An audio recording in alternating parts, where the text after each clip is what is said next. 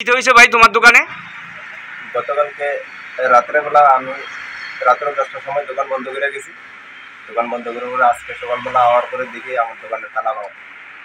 তালা যখন ভাঙা তখন তো ঘরের ভিতরে ঢুকে দেখি গতকালকে আমি 30,000 টাকার মাল রাখছিলাম। এইটা আমার কাছে ক্যাশ মেমো আছে সব কিছু। গতকালকে আমি 30,000 টাকার মাল রাখছি।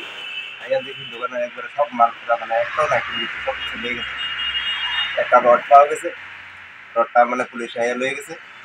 আমার দোকানের পেছনে এসপি অফিস আর সামনে হচ্ছে থানা।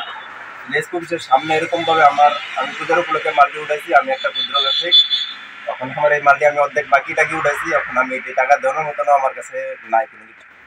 আমার সব কিছু মানে লেগে গেছে। আর এখানে ট্যাবলেট পার্টি অনেক ট্যাবলেট পার্টি মানে ট্যাবলেট এমনভাবে বাড়ছে সারাদিন, মানে ট্যাবলেট ওপেন বেস হইতেছে, এটা কোনো মানে অ্যাকশন নেওয়া হইতেছে। এসপি অফিসের সামনে এরকমভাবে দোকানের ভিতরে কীভাবে চুরি হয় বা কীভাবে ওরে আমি একটু সুস্থ মানে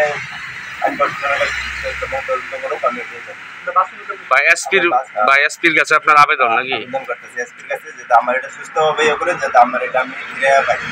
আমার সময় মতো না। এত হাই সিকিউরিটি জোন এলাকায় এইভাবে চুরি? পেছনে আপনার দোকানের পেছনেই তো এসপি অফিস। দোকানের পেছনে এসপি অফিস, সামনে আবার থানা। এই জায়গার মাঝামাঝি কিভাবে মানে চুরি হইতেছে মানে কিভাবে আমি কোনো কিছু মানে 30,000 টাকার মাল নিছে আর ক্যাশ টাকা আসতো, ক্যাশ টাকা 4-5,000 টাকার মতো ছিল। ওই টাকাটি সদ্য একবারে ব্ল্যাক যা ছিল সব লেগে গেছে।